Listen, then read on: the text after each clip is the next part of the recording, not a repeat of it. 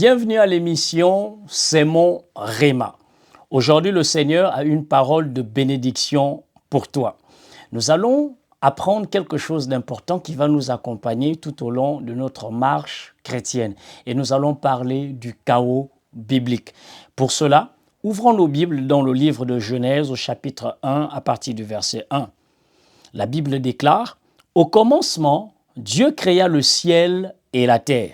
La terre n'était que chaos et vide.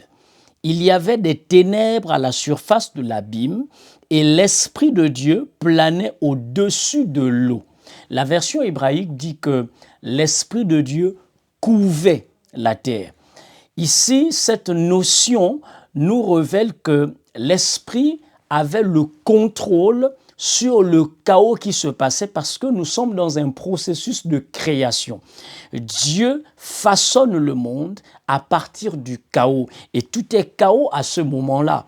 Mais ce que l'on oublie, c'est que contrairement à ce que l'on pense, ce passage nous révèle que c'est un chaos qui est sous contrôle. C'est un chaos qui est contrôlé par Dieu parce qu'il obéit à un processus de création.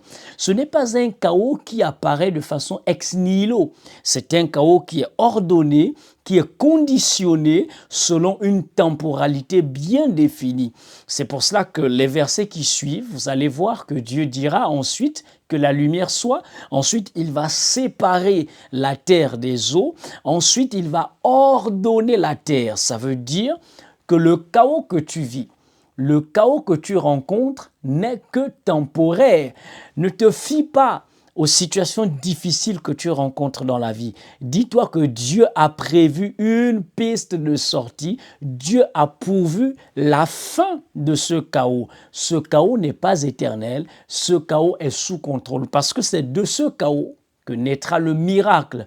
C'est de ce chaos que naîtra la guérison. Tu es peut-être malade, tu es peut-être affligé, tu as une situation que tu n'arrives plus à surmonter. Sache que ce chaos est sous contrôle parce que Dieu est au-dessus de ce chaos. Dieu se manifeste et se déploie au-dessus de ce chaos. Que Dieu te bénisse.